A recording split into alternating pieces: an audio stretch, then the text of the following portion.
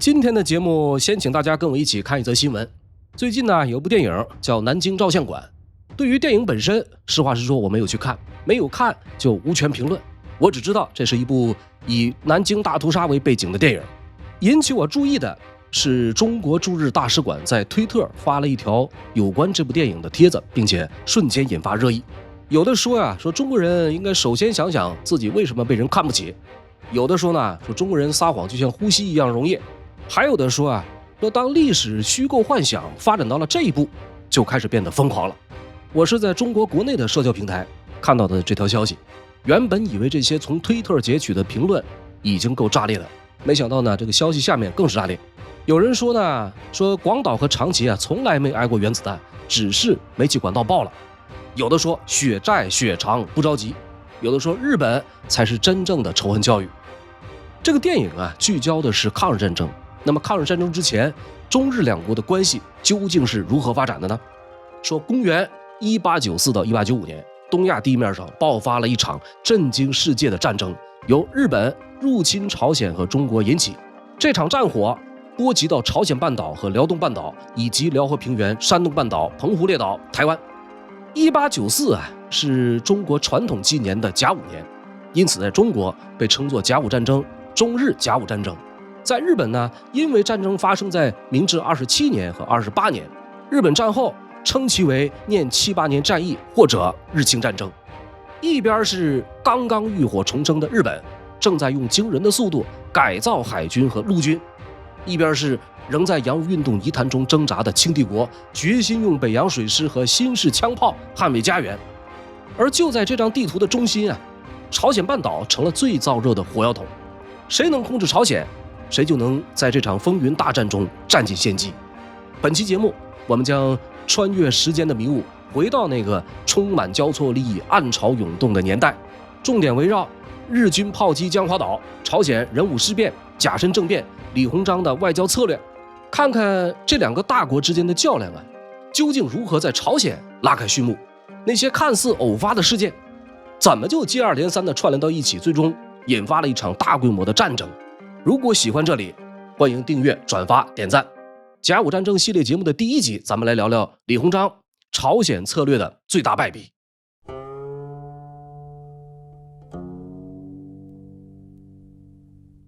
在2024年有一部叫做《破幕》的韩国电影，一经上映就打破了多项票房纪录。这部电影以超自然现象为主题，讲述的是风水大师驱魔高手的故事。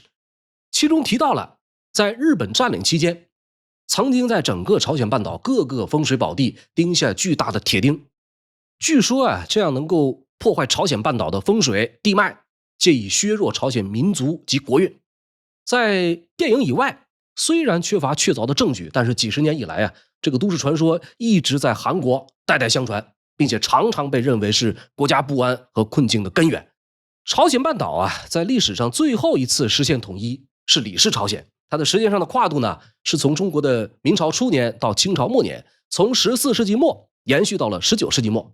李氏朝鲜在建立初期向中国的明王朝俯首称臣，接受中国的册封，就此成为中国的藩属国。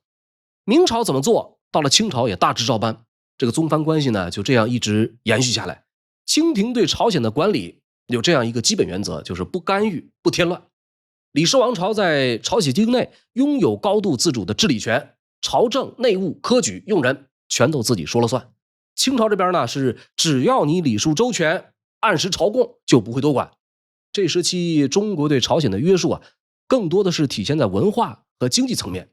什么人负责对接呢？有关朝鲜事务，清朝这边长期由礼部官员具体负责，主要工作包括处理进贡、册封、赏赐等等仪式性质的事务。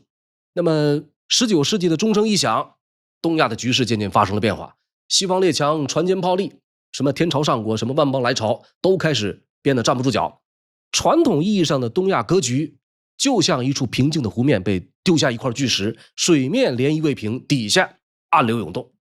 就在这一场从西方卷来的近代化浪潮中，原本静静待在角落里不争不抢的朝鲜也开始被推向风口浪尖。为什么呢？我们可以看一下它的地理位置。这个朝鲜是刚好夹在中国与日本之间，向南是大海，往北是俄罗斯，东海岸有连绵不断的峭壁，西海岸有很多平原和滩涂。有人说朝鲜半岛就像一只猛虎，有人觉得从风水上而言，这里无依无靠。总之啊，朝鲜的地理位置就决定了它的战略意义，也让它成为了近代以来被争夺、占领、蹂躏的受害国。公元1879年，通过明治维新快速崛起的日本夷灭了曾经中国的属国琉球，在琉球改制冲绳县。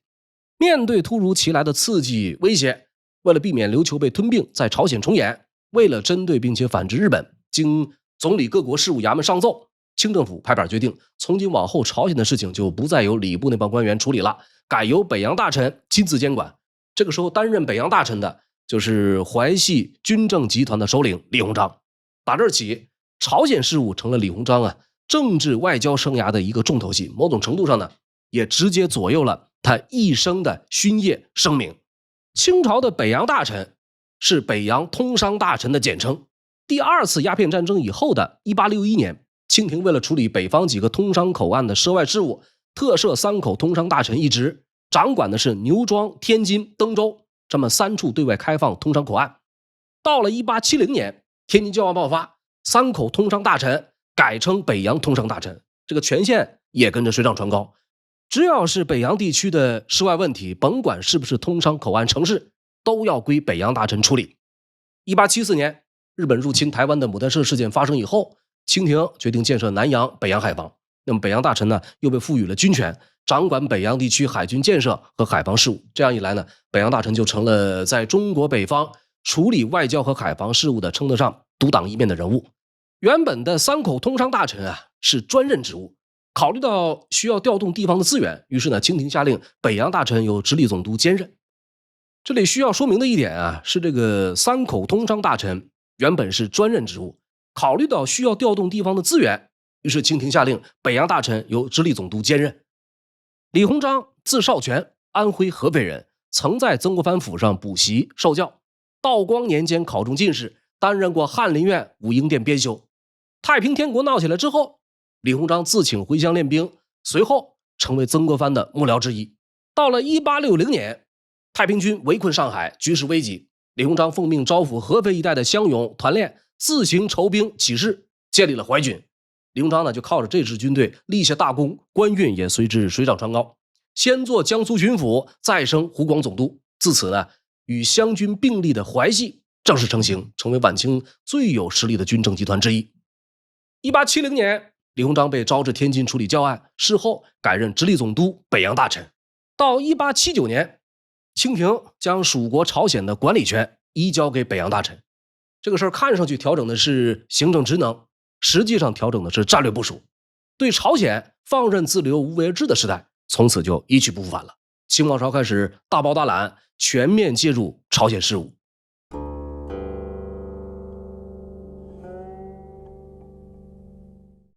说朝鲜李氏王朝以儒家学说作为立国之根本，整个社会阶级制度是极其严格的。李氏王族亲贵以下由2班阶层专权。所谓2班呢，就是古代朝鲜的贵族。这个时期朝鲜也有科举取士制度，但是几乎被2班阶层的子弟们垄断。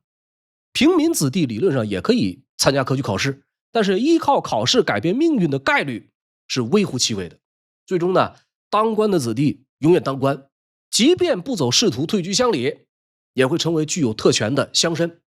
2班的这个身份呢，就像一张 VIP 会员卡，要想拿到这张卡，有一个前提是必须出自嫡系。为了防止2班阶层占比太大李氏王朝专门立了条规矩，只有正房夫人的嫡系子孙才能继承2班官身。但是随着时间推移呢，2班家族越滚越大，到1860年代，这部分人群已经占朝鲜人口总数的 60%， 占多数的贵族要靠占少数的平民养活，这种头重脚轻的社会结构也就隐藏了随时可能崩盘的危机，也为后来的动荡埋下了祸根。在2班阶层之上，李氏王朝当时还面临着一个同样严重的潜在危机。清同治2年，公元1864年，体弱多病的朝鲜哲宗去世了。因为没有子嗣，只能从旁系王族中选了兴宣君李世应的儿子李熙继位，这就是李氏王朝的第26位君主，朝鲜高宗。高宗李熙为人比较懦弱，而且是个重度妻管严患者。我们看，这是他的父亲兴宣大院君李世应，这是他的王妃闵氏，也叫明成皇后。这一对翁媳之间啊，相互争权，各领风骚。李氏朝鲜晚期的各种明争暗斗，主要就是由这俩人主导并展开的。无论是亲中、亲日、亲俄，不管是开放搞活还是闭关锁国，在一定程度上都只不过是这俩人借以攻击对手的政治工具而已。19世纪中叶，西方列强潮水般涌入东亚以后，朝鲜半岛风景独好，除了偶有几位法国传教士潜入国内，掀起一些宗教风波以外，并没有遭受到实质性的外力入侵。但是这份平静呢，很快被东边那个刚刚脱胎换骨的邻居打破了。日本在明治维新之后，走上了效法西方列强的强国之路，而朝鲜这块一海之隔，好像上岸跳板一样的半岛，早早就被日本人列入盘算之中。1873年，日本政坛兴起征韩论，堂而皇之的讨论是否应该对朝开战。这一论调最早可以追溯到幕末时代，由倒幕志士吉田松阴提出，叫失之俄美，补之朝鲜。明治天皇王政复古以后，日本有意效仿西方，向朝鲜传递国书，通告明治政府成立，希望朝鲜开国通商，建立近代外交关系。当时朝鲜掌权的是大院君李世应。大院君对日本国书中出现的皇敕字样感到十分不满，于是命令把国书退还。日本之后呢，又多次传递类似国书，无一例外全部遭到拒绝。双方停止了贸易活动，关系渐渐紧张起来。这个征韩论开始在日本迅速蔓延。明治维新的元老人物西乡隆盛等人大力支持武力讨伐朝鲜。另一位元老大久保利通表示不能操之过急，西乡隆盛与政府决裂，不少武士愤愤不平，这也就成了后来日本爆发内战的重要原因。转眼到了1874年，因为琉球漂民事件，日本派遣西乡从道率领3600人进犯台湾。虽然战场失利，可是谈判桌上勒索了清朝50万两白银。日本摸清了底细，开始谋划朝鲜。朝鲜的闵妃一派倾向于开放国门，秘密派人和日本人取得联系，表示随时可以接待日本来使。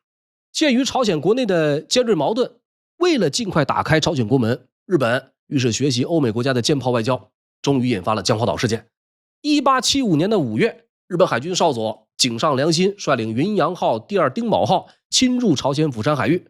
，2艘舰艇军事演习，放炮挑衅，试探一番之后返回日本长崎。到了9月，有云阳、第二丁卯、春日丸这么3艘军舰以研究航线为名，再次侵入朝鲜西海岸的江华岛。云阳号舰长井上良心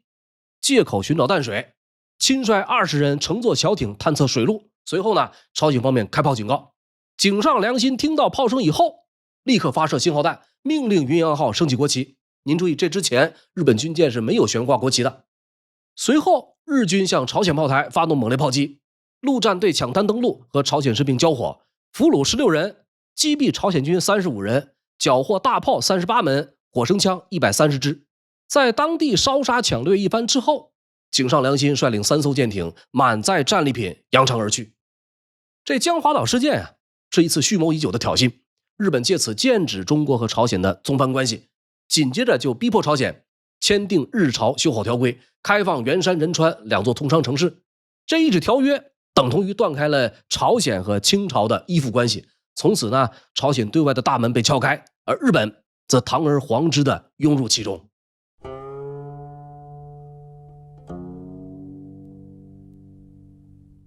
说朝鲜两派斗争，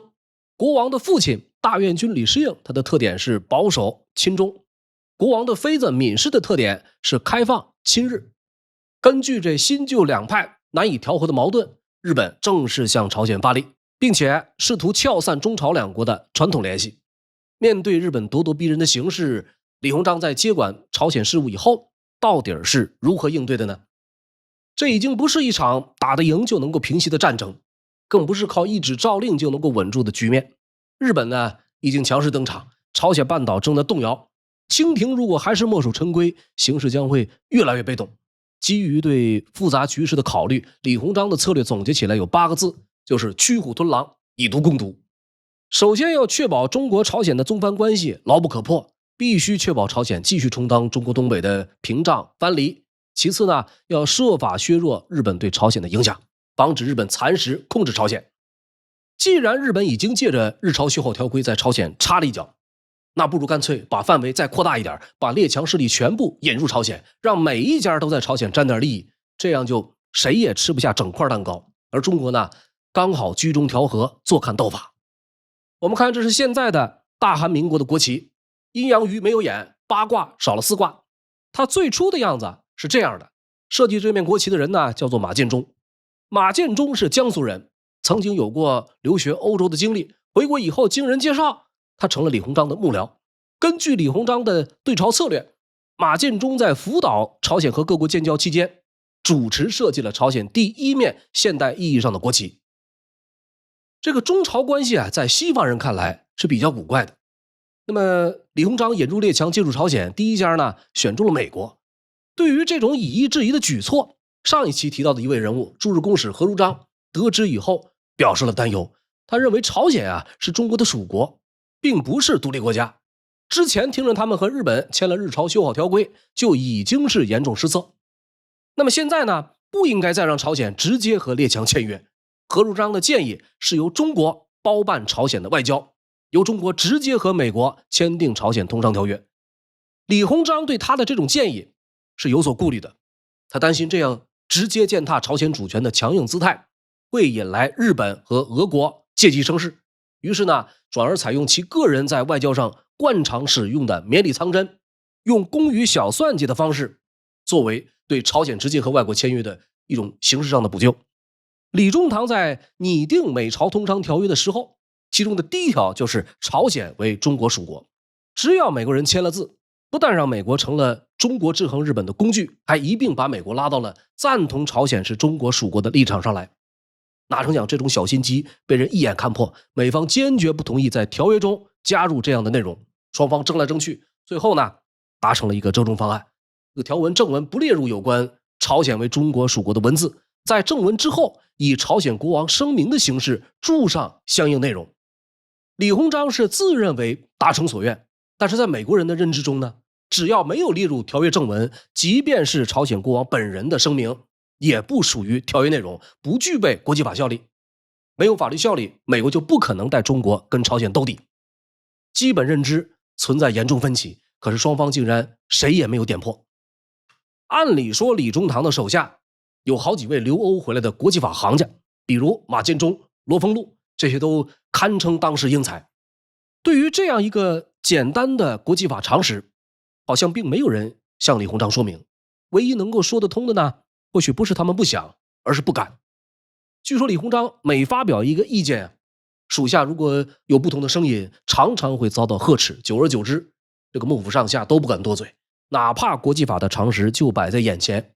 也只能闷声吃瘪。1882年，由中方拟定并谈判的朝美修好通商条约终于敲定了。经过中国要求朝鲜王朝签署认可，中华属国朝鲜和美国正式建交。注意看，这是一张有着非常历史意义的照片。1883年，朝鲜王朝第一次向美国派遣使团，坐在前排的4个人由左向右，分别是副使洪英直、正使闵永义、副使徐光范、美国顾问帕西瓦尔。这张呢是朝鲜使节在拜访美国总统的时候向对方行跪拜礼。两种截然不同的文化在这一刻应该说碰撞出了不同凡响的火花。洪英直和徐光范啊，后来领导了甲申政变。政变失败以后，洪英直被处斩，徐光范流亡海外。这些人后来啊，在很大程度上都影响了朝鲜王朝的命运。有了美国这第一位伙伴啊，照着葫芦画瓢，李鸿章继续手把手的指导朝鲜跟英国、德国等等西方国家签下多个不平等条约。那么清廷以李鸿章为代表的一众首脑，自以为出了高招，把英法美俄各国都拉进朝鲜，让日本在朝鲜寸步难行，实际上是给自己挖了个大坑。和美国人签约备注了朝鲜为中国属国，和其他各国也都如法炮制。这一条没能写进正文的备注，到后来导致的后果极其严重。它是非但没能拉来列强来背书，反倒变相的让朝鲜成了独立个体。为什么这么说呢？因为从欧美各国视角来看，朝鲜是作为一个独立的国际法主体和各国签了约的。从这一层而言，朝鲜就已经是一个独立自主的国家。这一条正中日本下怀。依照国际法来证明朝鲜是独立国，刚好可以拆散中朝宗藩关系的旧框框，破除了这层关系，日本就可以进一步的操控朝鲜。朝鲜口岸的通商利益远不如中国和日本沿海，追逐利益是各国的根本目的，谁都不会为了这一点小生意大打出手。所以除了一个俄国想把朝鲜当成后花园，其他国家对日本在朝鲜的扩张不约而同的都选择了睁一只眼闭一只眼。对于朝鲜自身而言啊，中国主导的和外国签订的那些条约本质上是出让朝鲜利益的不平等条约。外国人是一波又一波的来，底层百姓看的是心里憋屈愤懑，一些贵族阶层也开始对中国失望，反倒认为帮助朝鲜离革救治的日本好像更加可亲。还有一些年轻气盛的朝鲜官员甚至认为追随日本才是朝鲜自救复兴的可靠途径。一朝驱虎吞狼，这个老虎来了，狼依然赖着不走，自认为滴水不漏，最终却成了被日本牵着走的棋子儿。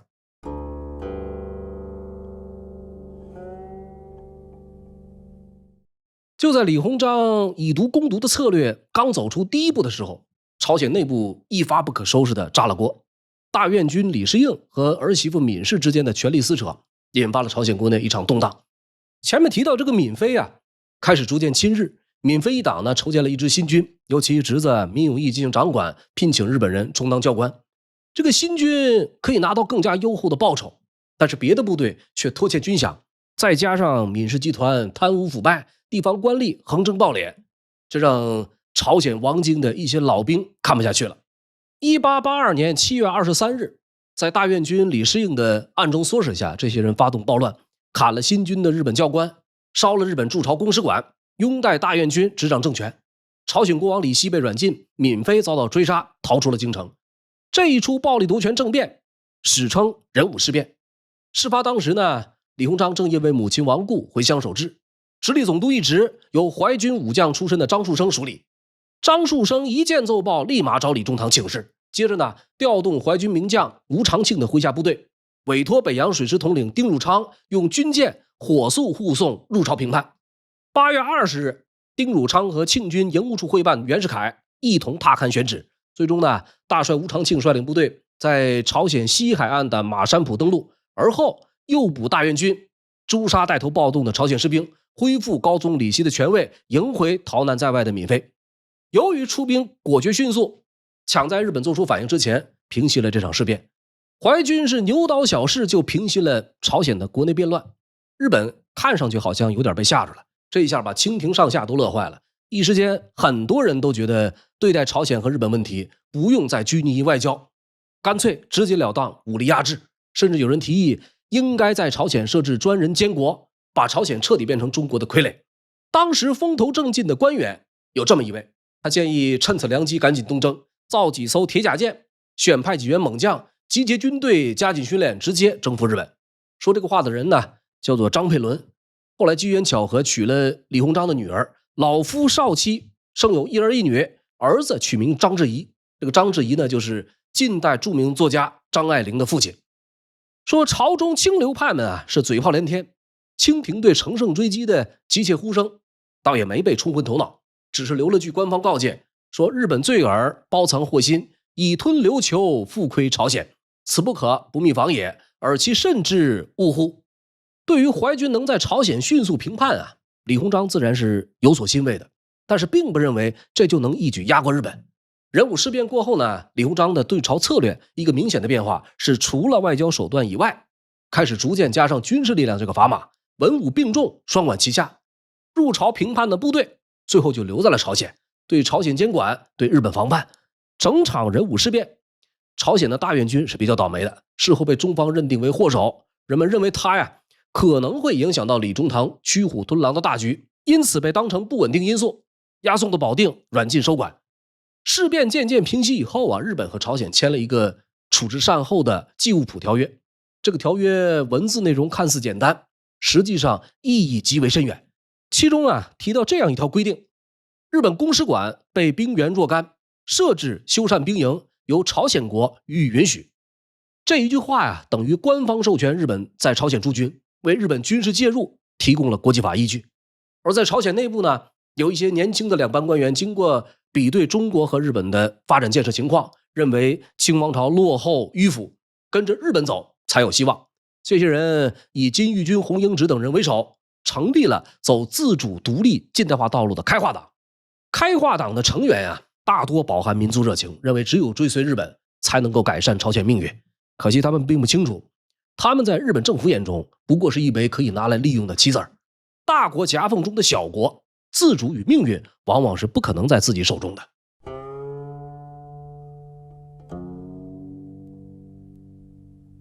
1884年，中法战争爆发，日本认为中国专注于中法战事，根本无暇东顾，于是暗中操纵开化党人发动政变。他们打算清除已经亲中的闽氏外戚，想要扶持一个亲日政府上台，史称甲申政变。没想到这回清廷早有准备，事变第3天，驻防王城的清军在营务处官员袁世凯等人的指挥下，火速出动清剿叛党，结果很快就平息了政变。为了防止日本派兵支援开化党，北洋水师甚至将原本支援福建台湾的新锐巡洋舰超勇、扬威调到仁川停泊，向日本示威。甲申政变平息以后呢，日本立马派伊藤博文为特命全权大使，抵达天津以后和李鸿章谈判善后事宜。日方诉求一共3点：一、撤回清军；二、议除统将；三、抚恤难民。伊藤博文最初拟了5条，经双方谈判以后缩减到2条。其中最为关键的就是日方提出希望中日双方都从朝鲜撤出军队，以后也不要驻防。在李鸿章看来这是求之不得的事情。只要日本保证不再驻军，驻朝部队大可撤回国内。但是撤回了容易，一旦签署条约，万一将来朝鲜生变，中国想要再派兵干预，那可就难了。考虑到这一层呢，李鸿章提出希望加入这么一条，就是假如未来朝鲜发生变乱，中国可以依照前例派兵干预。伊藤博文表示坚决反对，双方就这样谈崩了。紧接着呢，清廷指示李鸿章要求在条约中增加一项条文，约定两国都可以派兵。这样一来，伊藤博文表示同意，最终双方签订天津会议专条，又叫中日约款3条或者天津条约。条约中除了约定中日两国自画押盖印之日起以4个月为限，各自将驻朝军队撤离以外，最为关键的就是倘若朝鲜生变，中日可以联合出兵，也可以单独干涉，只要完成先互行文支照的程序就可以了。这一条由清政府主动要求加入的条文，正是后来1894年日本出兵朝鲜的国际法依据之一。在李鸿章看来这是一次重要的外交胜利。有事儿了，先互行文支照，不仅是给日本套上了龙头，而且还把日本拖上了中国的战车。日本今后如果想要对朝鲜动武，必须得先向中国报备。万一有俄国那样的想来插一脚，还可以联合日本一同出兵，让日本为保卫中国的属国而战。谁也没提醒李中堂，万一有那么一天，要是中国率先出兵朝鲜，日本政府会做出什么反应呢？这种典型的耍小聪明式的外交伎俩，看似周全，实际上隐藏了巨大的翻船的风险。那么清廷对这次谈判结果也表示满意，下了谕旨赞扬，说李鸿章等处理得当，因势利导，迅速完结，甚为得体。而在日本方面则是截然相反的看法，他们认为这一纸条约让清政府丧失了在朝鲜的驻军权，而且主动赋予了日本和中国同等的处置朝鲜突发事件的权利。这是日本外交的一大胜利，同时也大大贬损了清王朝一直坚持的对朝鲜的宗藩关系。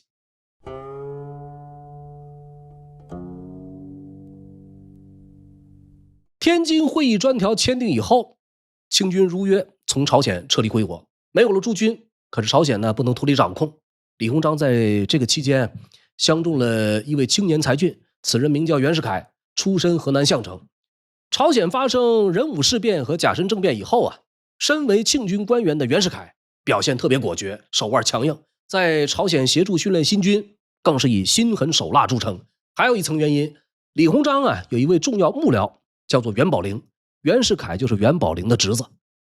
于是李中堂推荐了袁世凯出任驻朝通商事务总办，有点像清廷在朝鲜的总监。袁世凯其人在性格上有着飞扬跋扈、雷厉风行的特点。应该说，李鸿章在当时呢，刚好看中了他这一点，想用他在朝鲜独当一面，震慑外加控制李氏王朝。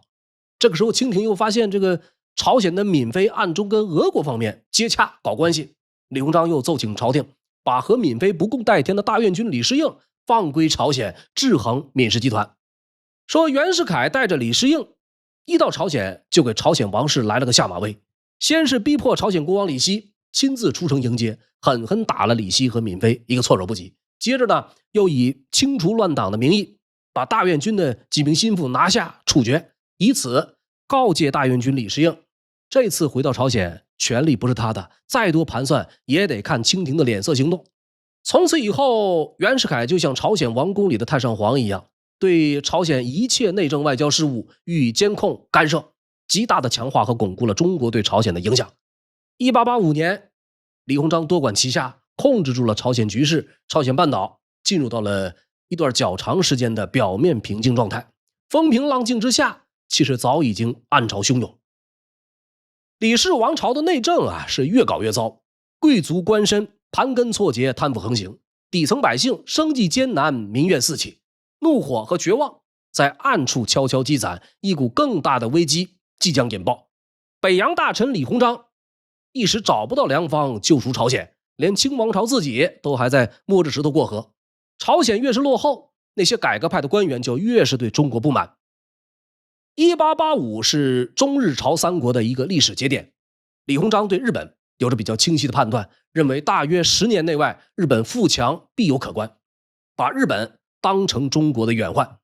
其实早在1882年，清军风风火火出手平息壬午事变以后，日本就开始暗自盘算，认为军力仍然赶不上中国。再到1884年甲申政变以后，日本更是下定决心全面追赶，展开一场针对中国的海军军备竞赛。他们的思路也是很清楚的，先在朝鲜把清廷扳倒在地，然后再把矛头指向中国本土。10年积蓄，后来日本果然富强可观，而李鸿章在朝鲜外交政策上基石不牢的隐患也终于在1894年全面爆发。时至今日有关李鸿章的评价褒贬不一，有人说他内越昏君，外御列强，有人说他物尽苍生，将落个千古骂名。他的老师兼上级曾国藩